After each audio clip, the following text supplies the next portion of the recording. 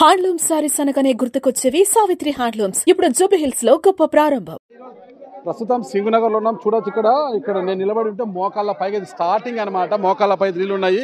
ఇక్కడంతా కూడా rescue team వచ్చి వీళ్ళందరినీ కూడా సంరక్షిస్తుంది అనమాట.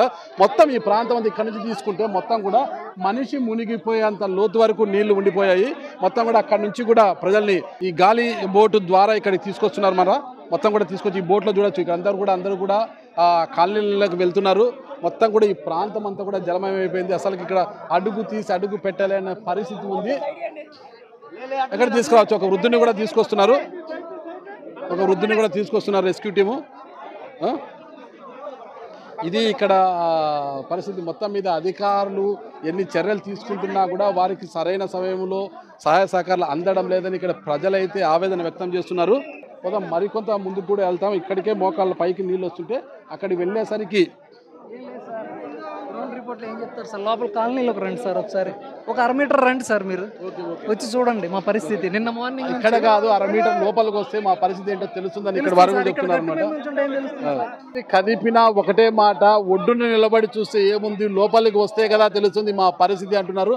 అంటే ఇక్కడే నాకు నడుము వరకు నీళ్లు వస్తున్నాయి అంటే లోపలికి వెళ్తే గిన ఏ పరిస్థితుల్లో ఏ స్థాయికి నీళ్లు జరిగిందో మనం అర్థం చేసుకోవచ్చు. ఇక్కడి ప్రజల ఆవేరంతా ఒకటే, వచ్చిన వారంతా ఒడ్డును చూసి వెళ్ళిపోతున్నారు. లోపలికి వస్తే తెలుస్తుంది తాము ఎలాంటి పరిస్థితుల్లో లోపల చిక్కుకుపోయాము అనేది అంటున్నారు అనమాట. అక్కడి నుంచి ఇక్కడికి వచ్చిన వారు అంటే లోపలికి వెళ్ళాలంటే కొంత ధైర్య సాహసాలు కూడా కావాలి. అధికారులు కాదు కదా, ఎవరు కూడా ఇక్కడ సాహసం చేయలేకపోతున్నారు. చెప్పాలంటే నేను కూడా కొద్దిగా భయపడే పరిస్థితి, లోపలికి వెళ్తే ఏం జరుగుతుంది అనే ఉద్దేశంతో నేను కూడా భయపడే పరిస్థితే ఉంది. అయితే ఎవరు ఏమీ చేయలేని పరిస్థితులు ఉంటాడు.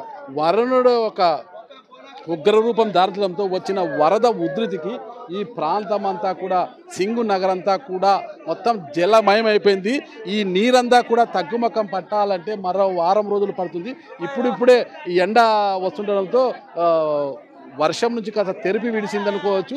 ఈ ఎండ ఇలాగే 2-3 రోజులు వచ్చి వర్షము ఒక నెమ్మదిస్తే తప్పితే, వర్షం కురవకపోతే మాత్రం ఈ ప్రాంతము సాధారణ స్థితికి వచ్చేందుకు మరో వారం రోజులు అయితే పడింది.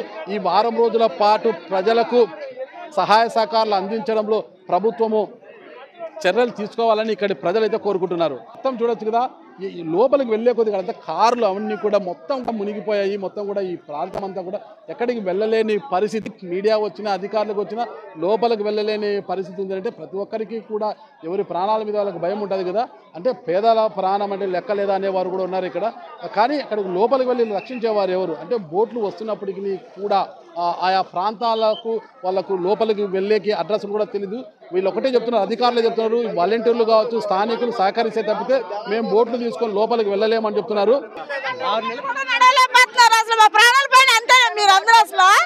ఎందుకంటే వచ్చి మీరు అసలు బస్సులు వెళ్ళండి, పిల్లలకి కాళ్ళు పిల్లలు ఎదుగురు వస్తారు, తప్పిపోతాను వరుణుడిగా అసలు అక్కలు కూడా రావట్లేదు. ఏంటంటే మీరు వచ్చి ఎందుకండి సాయం చేస్తారండి, ఎందుకంటే మీరు వచ్చి సాయం చేయాలండి.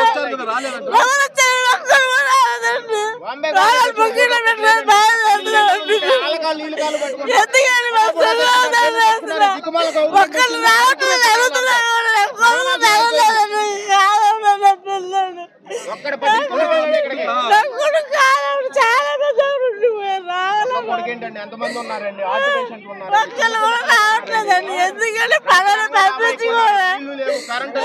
నీళ్ళలో చిక్కుపోయాడని ఆ తల్లి ఆవేదన చెందుతోంది. కొడుకును రక్షించడానికి కూడా ఏ అధికారి కూడా రాలేదంటున్నారు.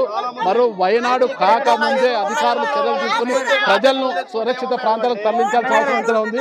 ఫుడ్ మాత్రం సప్లై అవ్వట్లేదండి. ఫుడ్ మాత్రం అక్కడ ఉండిపోతుంది. లోన చాలా ఇబ్బంది పడుతున్నారు జనాలు. ఫుడ్ మాత్రం సప్లై అవ్వట్లేదు. గవర్నమెంట్ ఫుడ్ పంపించింది కానీ ఫుడ్ ఎవరు సప్లై చేయట్లేదు. ఓన్లీ జనాలు తీసుకెళ్తారు. జనాలు చచ్చిపోవడం ఇలా కావాలంతే.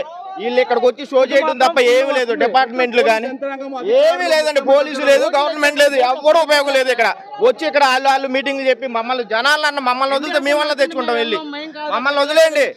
జనాలు ఎవరు ఎక్కడికండి సార్?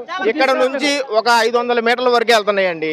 వాళ్ళు కూడా అక్కడ నుంచి ఎవరికైనా కనపడితే తీసుకొస్తున్నారు, లేదంటే వాళ్ళ వాళ్ళు వస్తున్నారండి. పంచర్ అంటున్నారు, డీజిల్ అంటున్నారండి. అది ఎవరు ఉపయోగం లేదు, గవర్నమెంట్ ఉపయోగం లేదు.